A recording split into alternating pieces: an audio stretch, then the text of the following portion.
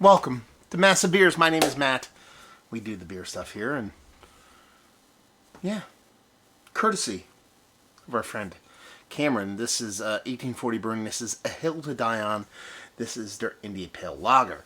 Now, he sent us another beer. I'll probably, well, not probably, I'll definitely throw it up when I do this one. It was their cashmere sweater, which I was super hyped about because it referenced Seinfeld. Anytime you reference Seinfeld, my old ass enjoys the crap out of it. So I was chomping at the bit to love the crap out of that beer. Problem is, this wasn't for me. So I'm kind of curious to see where this lands. It smells like either skunk or weed from a distance. Could be skunkiness because we're dealing with a little bit of brown bottle here. This is A Hill to Die On. It's an IPL with Crystal, Centennial, Mosaic, and Simcoe hops. 6.9% alcohol by volume. Hopped like an IPA, brewed and fermented like a lager. Clean, crisp, balanced pine and citrus. And a something hot presence. Can't read it because this tag is over it, which says $6.29 per bottle. Let's just call it 7 for the sake of conversation.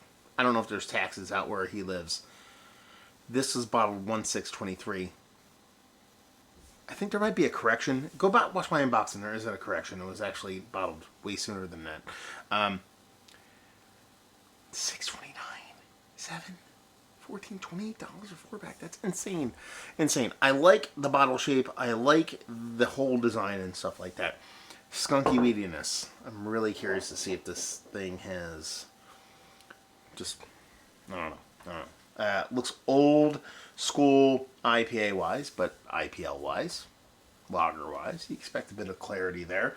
Just under a pinky finger, white as white could be head. Let's get nose.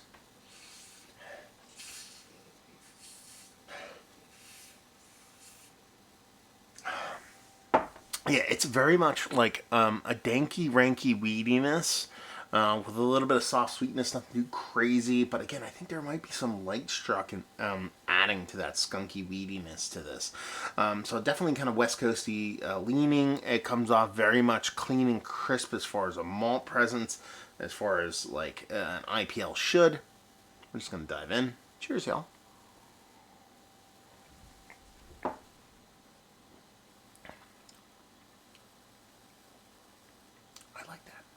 Yeah, that weedy skunky thing, I think it's actually a product of the hops. Because it doesn't have any kind of like light struck skunky taste to it. It's more of an aromatic.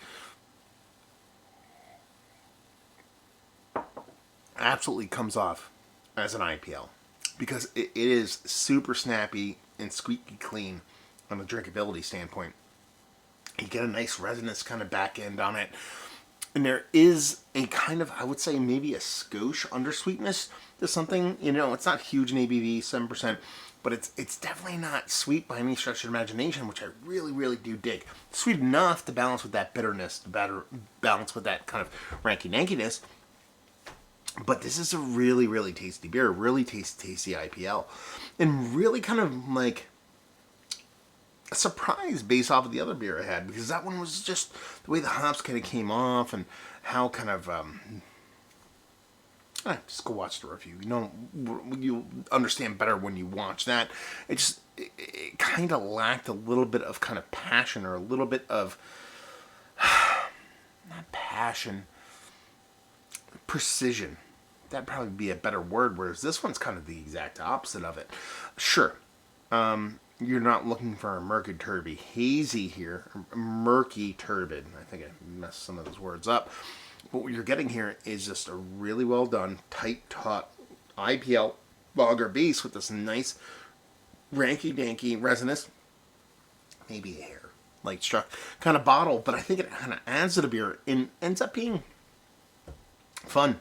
Fun, tasty, delicious beer out of a cool, fun bottle with old school, old-timey signs. It's like you roll up to a fake old-timey restaurant and they have like breakfast sign. That's kind of what you expect. Anyway, I think it's tasty. I dig it. I love it. Like it. All the things in between. There we go. Is it one of the better IPLs I've had as late? Yes. Mount Rushmore status might be stopping short of that. I mean, there's ones that really do me a little bit more proper, but this is quite tasty stuff, so it's worthy of being up there. And like I said, the value is where this one really... Availability, obviously, because it's a small brewery I've never heard of. But value, I don't understand... I understand the price point. When you're making an IPL, you're putting it in a boutique-shaped label in a boutique-shaped bottle. That adds a lot to a price point. So when you're talking about, $7 a bottle, you're talking $28 a 4-pack. You kind of know where that money's going. It doesn't need to be that way. You want to eschew cans because they're not cool, or you want to just not do cans because that's not your MO. I don't know. But if you're passing on that overt cost of just putting stuff in a cheap can, which is going to be just as good as a vessel for super thick boutique glass and labels, I don't want to pay that premium. This should be $14, $15 a 4-pack, regardless of the size of your brewery. To add $10 to that price point is kind of criminal. You just don't really want to go there. But anyway, 1840. Have you had them? Have you had their beers? Have you had that cashmere sweater? Have you had this beer? Anything in between? Let's talk about it down there. All that fun stuff. Done and done. So hopefully you guys enjoyed our review. Hopefully you're enjoying a little bit of IPL right now. Hope to see you next time. Cheers, y'all.